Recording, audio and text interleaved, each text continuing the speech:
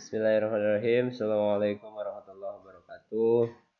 Perkenalkan, nama saya Lukman Adiana dari kelas MTI 10. Ingin mempresentasikan terkait tugas mata kuliah Business Data Engineering yang diampu oleh dosen yaitu Bapak Dr. Al-Bahra Eskom Mkom dengan judul Implementasi Data Mining untuk Mengidentifikasi Indikasi Penentu Produktivitas Tanaman di Banten.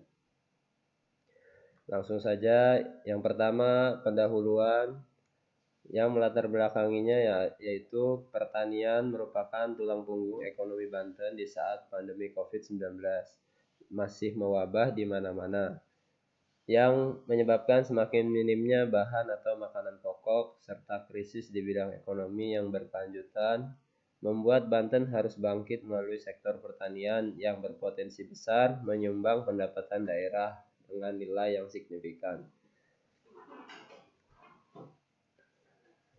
Untuk membangun model yang mampu memprediksi produktivitas tanaman dan menerapkan dukungan keputusan sistem, karenanya untuk membangun model dan menerapkan sistem pendukung keputusan untuk memprediksi produktivitas tanaman, Data Mining WK Tool dan Java NetBeans IDE yang digunakan secara masing-masing. Dalam penelitian ini, hasil eksperimen menunjukkan bahwa faktor penentu utama produktivitas tanaman yaitu yang utama musim, kemudian penggunaan program penyuluhan, penggunaan pupuk, dan jenis pupuk.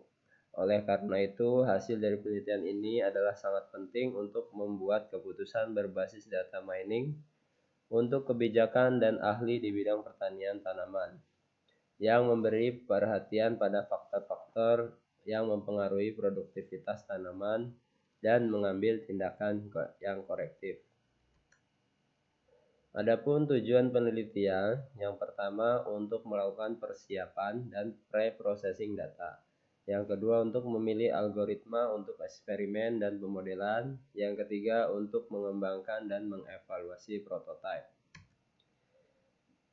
Yang ketiga dari pendahuluan yaitu manfaat yang didapat.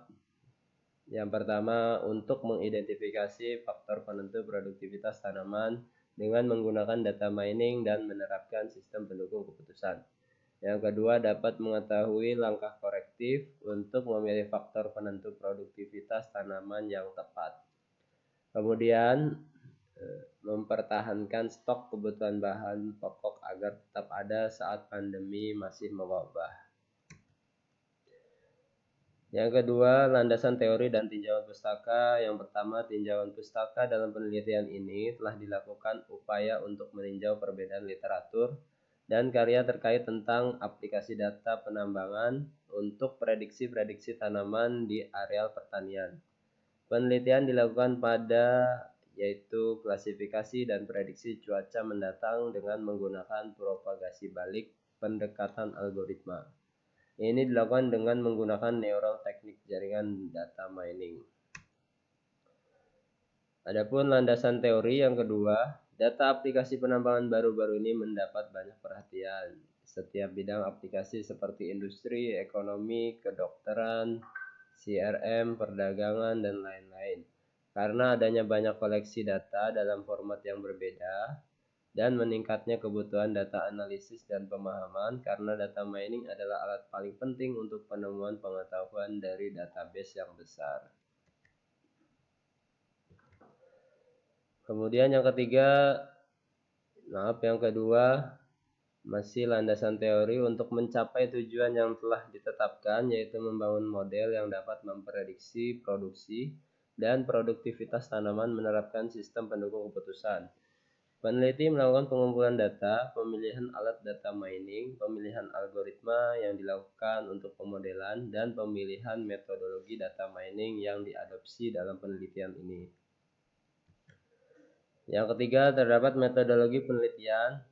Yang pertama yaitu sumber data yang diperoleh berdasarkan BPS atau Badan Pusat Statistik yang menjadi sumber data utama. yang mengumpulkan berbagai informasi produksi tanaman pertanian tahunan dan data penggunaan lahan setiap tahun. Yang kedua, adapun teknik pengumpulan datanya. Yang pertama, data dikumpulkan dan diekstraksi ke dalam Office Excel atau worksheet atau spreadsheet untuk menyiapkan data dan pre-processing dengan WK. Akhirnya ini diubah menjadi standar dan didukung format data yang kompatibel dengan perangkat lunak penambahan data WK, yaitu disimpan dengan format file hubungan atribut atau .arff.